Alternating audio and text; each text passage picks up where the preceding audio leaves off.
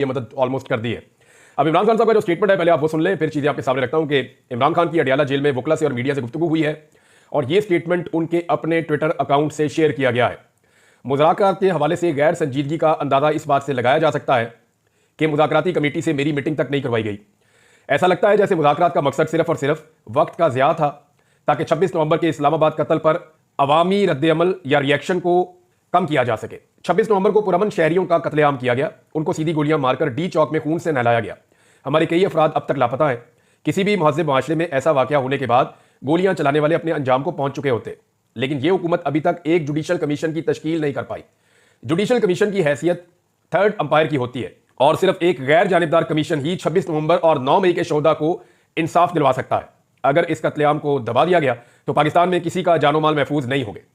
मेरा वाज़ेह पैगाम है कि अगर मुज़ाकराती अमल को लेकर हुकूमत यूं ही गैर संजीदा रही और जुडिशल कमीशन ना बनाया तो मुज़ाकरात को अगली मीटिंग के बाद रोक दिया जाएगा।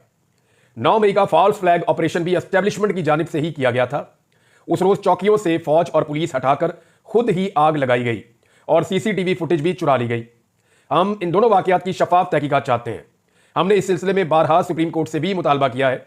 3 साल से इस मुल्क में आइन और कानून और इंसानी हुकूक की पामाली जारी है।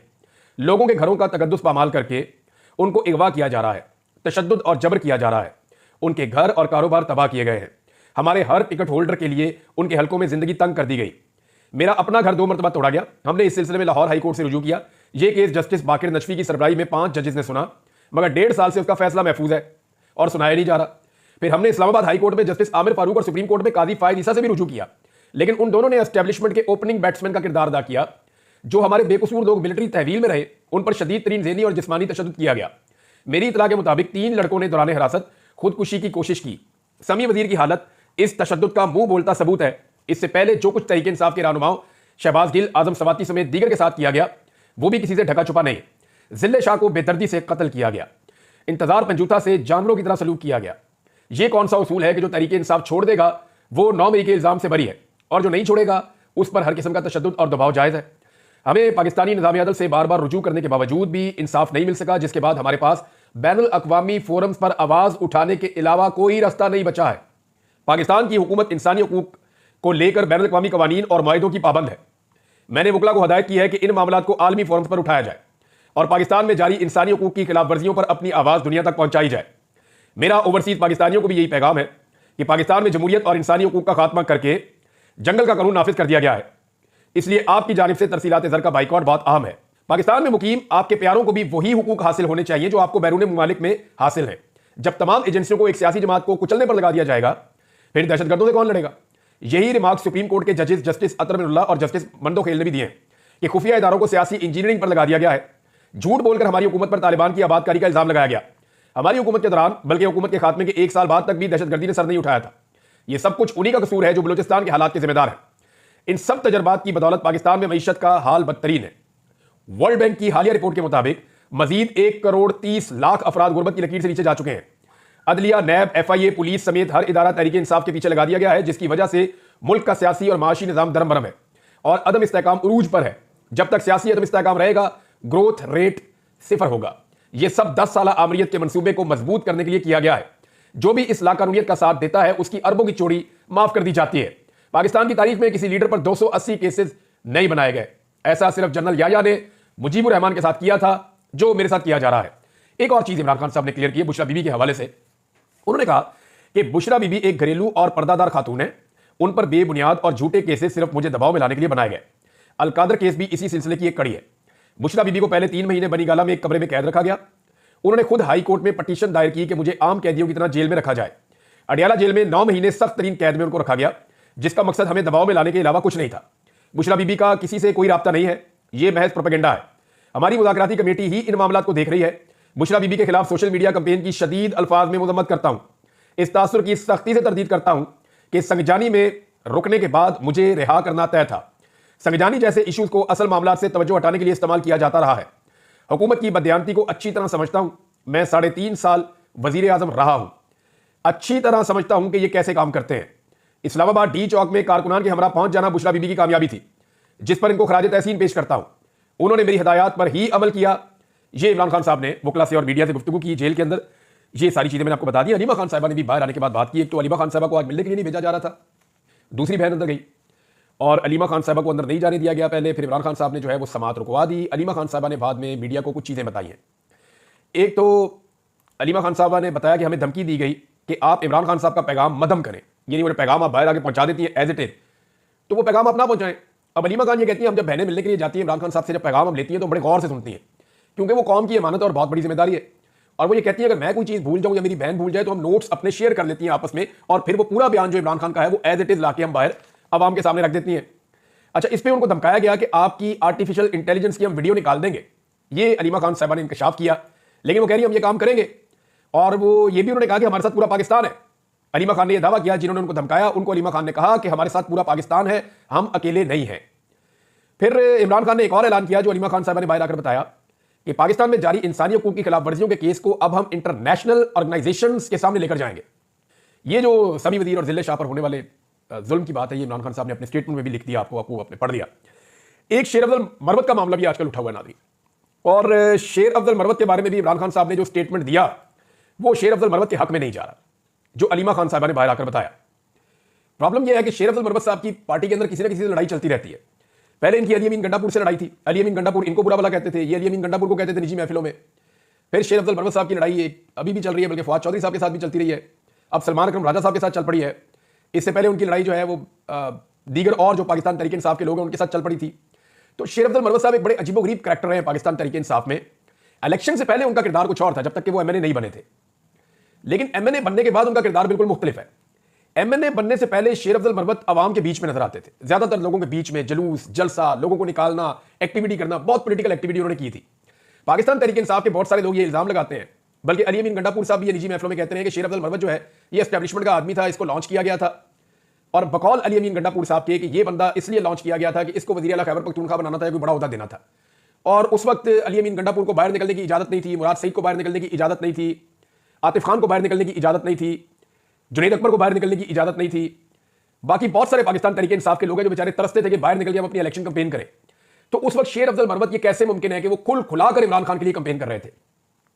तो ये पार्टी के अंदर बहुत सारे लोग इस बारे में यही सोचते थे। और गंडापुर साहब ने मुझे खुद कहा, मैं हल्फन आपको बता देता हूं, उन्होंने कहा कि कभी आपने सोचा है कि शेर अफजल मरवत वो सारा कुछ क्यों कर पा रहा था जो हम नहीं कर पा रहे थे? क्या वो हमसे ज्यादा बहादुर है, या हमसे ज्यादा कबीले वाला है, या हमसे ज्यादा तगड़ा आदमी है?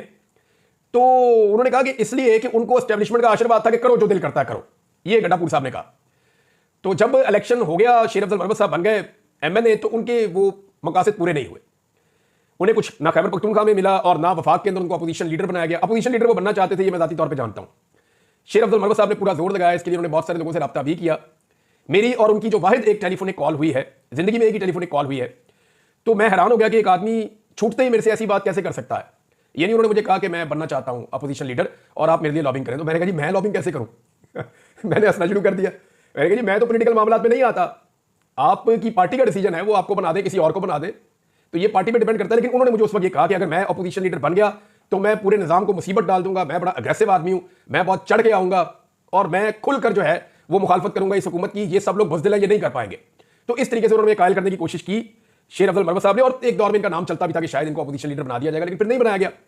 उसके बाद हमने देखा कि शेर अफजल मरवत साहब की जो टॉक शोज में एक्टिविटीज हैं या सोशल मीडिया पे एक्टिविटीज हैं वो बाकी रह गई, लेकिन जो उनकी अवामी एक्टिविटीज हैं वो फिर नजर नहीं आई।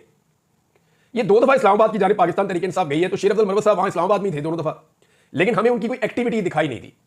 जो इनके बारे में एक बहुत बड़ा ऑरा बना हुआ था कारकुनों में कि ये बहुत बहादुर आदमी है और शेर अफजल मरवत साहब हर जगह पे फ्रंट से आगे लीड करेंगे, उसको वो डैमेज हुआ अनफॉर्चुनेटली। हालांकि शेर अफजल मरवत साहब ने बड़ी इज्जत हासिल की थी। इमरान खान साहब ने एक दिन इनको जेल में कहा था कि शेर अफजल मरवत जिस तरह तुम एक रफ्तार से ऊपर गए हो ना, इसी रफ्तार से नीचे आ जाओगे, तो अपने आप को जो है वो दुरुस्त करो। लेकिन शेर अफजल मरवत साहब ने इमरान खान साहब को जो पहला नुकसान पहुंचाया वो उन्होंने सऊदी अरब के हवाले से एक बड़ा अजीब मुतनाज़ स्टेटमेंट दे दिया। उसके बाद फिर हम ये देखते रहे कि शेर अफजल मरवत साहब जो है वो पार्टी में कभी इससे लड़ाई कभी इससे लड़ाई, तो उनकी चलती रहती है। आजकल सलमान अकरम राजा साहब के ऊपर उन्होंने जो है वो अटैक किया हुआ है। अब अलीमा खान साहिबा ने जो इस बारे में बोला, उन्होंने कहा जी एक तो सलमान अकरम राजा साहब को इमरान खान साहब ने पार्टी का सेक्रेटरी जनरल बनाया। इससे पहले भी एक सेक्रेटरी जनरल पार्टी के ऐसे थे जो इमरान खान साहब ने अपनी पार्टी के लोगों से पूछा कि आप ये मुझे इजाजत देते हैं कि मैं नॉमिनेट कर दूं, तो पार्टी ने जब उनको अलाउ किया तो उस वक्त इमरान खान साहब ने जहांगीर तरीन को ओहदा दिया था। ये मुझे बात बताई थी डॉक्टर आरिफ अलवी ने, काफी पहले की बात है, जब आरिफ अलवी साहब सदर पाकिस्तान भी नहीं बने थे, तब बताई थी उन्होंने मुझे ये बात। तो ये इमरान खान साहब ने अपने इख्तियार को इस्तेमाल करते हुए सलमान अकरम राजा साहब को चुना है। कुछ देखा है तो उन्होंने चुन लिया। अब यहां पे अलीमा खान साहब कहती हैं वो इमरान खान की चॉइस है तो ऐसा ना किया जाए। साथ ही उन्होंने एक और बात की कि इमरान खान ये समझते हैं कि उनकी पार्टी में लोग इन्फिल्ट्रेट किए गए हैं, यानी उनकी पार्टी में लोग इंजेक्ट किए गए हैं और ऐसे लोग उनकी पार्टी में हैं जो जासूस टाइप के लोग हैं। इस तरह से ये रिपोर्ट हुआ है। बहरहाल मरवत साहब को जो है वो उनकी बड़ी मकबूलियत है पाकिस्तान तहरीक इंसाफ में, अभी भी कुछ नहीं बिगड़ा। वो अपने मामला को इमरान खान के ताबे करके और उस अंदाज में अगर चलेंगे तो मेरे ख्याल में चीजें ठीक रहेंगी। अदरवाइज ये पाकिस्तान तहरीक इंसाफ बड़ी जालिम पार्टी है। मैंने इसके अंदर परवेज खटक को जो है वो टके टुकड़ी होते हुए देखा है, मैंने इसमें महमूद खान को टके टुकड़ी होते हुए देखा है, मैंने इसमें बहुत सारे लोग जिनके बड़े बड़े नाम थे, यानी असद उमर को इमरान खान साहब के बाद नायब कहा जाता था कि ये ब्रेन है, तो मैंने टके टुकड़ी होते हुए देखा बहुत लोगों को। तो शेर अफजल बरवत साहब को तो अभी ज्यादा टाइम भी इस पॉलिटिकल पार्टी में नहीं हुआ। पाकिस्तान तहरीक इंसाफ ने, क्योंकि इमरान खान साहब ने फैसला किया कि बैनुल अक़वामी सतह पर चीजों को लेकर जाएंगे और वैसे भी अब चीजें बैनुल अक़वामी सतह पर जा रही है, कुछ डॉक्यूमेंट्रीज बन रही हैं, कुछ एविडेंसेस कलेक्ट किए जा रहे हैं, जो स्पेशली जो बर्तानिया में पार्लियामेंट्री ब्रीफिंग होने जा रही है, अमेरिका में कांग्रेशनल मीटिंग होने जा रही है और उसके बाद अमेरिका में एक बाइंडिंग रेजोल्यूशन जो है वो पास करवाने की पाकिस्तानी ओवरसीज कोशिश कर रहे हैं। अगर ये एक्टिविटीज हो जाती हैं तो नेक्स्ट फेज के अंदर, क्योंकि इस वक्त कनाडा में अपनी सिचुएशन उनकी इतनी अच्छी नहीं है, उनके अपने रौले पड़े हुए हैं, तो कनाडा में भी इस किस्म की एक्टिविटीज ओवरसीज प्लान कर रहे हैं, जबकि यूरोप में जो होने जा रहा है, यूरोपीय यूनियन और यूरोप में, ये आप देखेंगे आने वाले दिनों में। लेकिन पाकिस्तानियों की एक बहुत अच्छी बात है, मेरी जितने भी ओवरसीज पाकिस्तानियों से बात हुई है, वो चाहे पाकिस्तान तहरीक इंसाफ से उनका ताल्लुक है और बहुत सारे ऐसे हैं जिनका ताल्लुक है ही नहीं, वो सिर्फ पाकिस्तान की बात करते हैं। वो ओवरसीज एक ही बात करते हैं कि हम पाकिस्तान के ऊपर किसी भी एक पाबंदी के हक में नहीं है, हम नहीं चाहते कि पाकिस्तान के ऊपर एक टके की या कोई एक लफ्ज की पाबंदी भी लगे। वो ये कहते हैं कि हम पाबंदियां उन बंदों पे लगाना चाहते हैं जिन्होंने पाकिस्तान को यहां तक पहुंचा दिया है। वो ये कहते हैं कि रजीम चेंज ऑपरेशन के किरदार हो या जुल्म और फस्तायत के पीछे छुपे हुए दस्ताने पहने हुए हाथ हो। वो कहते हैं कि हम इन सारों को फिक्स करना चाहते हैं, वो लोग जो इस्तेमाल हुए वो भी और जिन्होंने इस्तेमाल किया वो भी, और ये लगभग 1-2 दर्जन लोग हैं जिन्होंने पाकिस्तान में उदम मचाया हुआ था। इनके खिलाफ वो चाहते हैं कि बैनुल अक़वामी पाबंदियां लग जाए और इसके लिए ओवरसीज पाकिस्तानी काम कर रहे हैं। अब देखें, पाकिस्तान में जो ब्यूरोक्रेट रिटायर होता है बेचारा, या कोई फौजी ऑफिसर रिटायर होता है, या कोई सियासतदान जो है उसकी फैमिली है या सारा कुछ है, ये दौड़ दौड़ के जाते हैं उधर बर्तानिया में और ये दौड़ दौड़ के जाते हैं यूरोप में, अमेरिका में। वो मुल्क इनको पसंद है, ये बाकी जिंदगियां वहां जाके गुजारते हैं।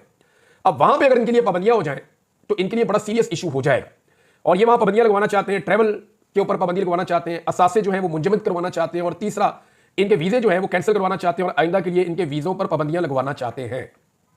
ये ओवरसीज पाकिस्तानी चाह रहे हैं कि इंडिविजुअल्स को, उन इनफरादी शख्सियात को टारगेट किया जाए जो जुल्म और जबर और फसायत की अलमबरदार है, ना कि पाकिस्तान को कोई नुकसान पहुंचे। तो ये अच्छी स्ट्रेटजी है, मेरे ख्याल में सबकी यही होनी चाहिए। हालांकि बेनजीर भुट्टो साहिबा ने एक दौर में यह भी कहा था कि पाकिस्तान की इमदाद ही बंद कर दी जाए और उन्होंने ये कहा था कि पाकिस्तान की इमदाद को मशरूत कर दिया जाए पाकिस्तान में इंसानी हुकूक की पाबंदियों के हवाले से। वो ये कहती थी कि पाकिस्तान के जो मिलिट्री जनरल्स हैं वो पाकिस्तान में जुल्म और ज्यादती करते हैं, तो जब उन्हें यह नजर आता है कि वो जुल्म और ज्यादती कर रहे हैं, इसके बावजूद पाकिस्तान को इमदाद मिल रही है, तो वो जुल्म और ज्यादती को बंद क्यों करें। हाँ, अगर उन्हें नजर आएगा कि जो जुल्म और ज्यादती वो कर रहे हैं, जो गैर जमहूरी हरकत वो कर रहे हैं, उनकी वजह से पाकिस्तानी या उनकी इमदाद बंद हो रही है, तो फिर वो उस मामले को रोकेंगे। ये बेनजीर भुट्टो साहिबा का सोचना था। इस पर उनका बाकायदा एक इंटरव्यू भी मौजूद है, मैंने थोड़े दिन पहले उसको रिपोर्ट भी किया था। पाकिस्तान तहरीक इंसाफ एक ट्रांसमिशन भी करने जा रही है, ये बड़ी इंपॉर्टेंट ट्रांसमिशन है, इसकी मेरे पास यहां खबर मौजूद है। गोली क्यों चलाई, इसमें शेख वकास अकरम और सलमान अकरम राजा, ये लोग 26 नवंबर के कत्लेआम पर खुसूसी गुफ्तगू करेंगे 12 जनवरी बरोज एतवार रात 8 बजे पाकिस्तान तहरीक इंसाफ ऑफिशियल के यूट्यूब चैनल पे, ट्विटर पे, फेसबुक पे और इंस्टाग्राम पे। अब देखना यह है कि इंटरनेट बंद किया जाता है या नहीं किया जाता, क्योंकि $1 मिलियन का नुकसान होता है एक घंटे में। जब आप इंटरनेट को डाउन करते हैं तो एक घंटे में $1 मिलियन का नुकसान हो जाता है। अब देखना यह है कि यह हुकूमत पाकिस्तान तहरीक इंसाफ को 26 नवंबर के कत्लेआम पे खुसूसी गुफ्तगू करने देती है या उस बीच में पाकिस्तान में इंटरनेट को डाउन करके पाकिस्तान का $1 मिलियन का मजीद नुकसान करती है। अपने सियासी फायदों के लिए पाकिस्तान की हुकूमत और एस्टेब्लिशमेंट ने पाकिस्तान की इकोनॉमी को बहुत ज्यादा नुकसान पहुंचाया है। पंजाब में एक नई पुलिस बनाने की तैयारी की जा रही है नाज़रीन। ये पुलिस बना रहे हैं जी कि ये एहतजाज करने वाले जो लोग हैं इनको कंट्रोल करना है।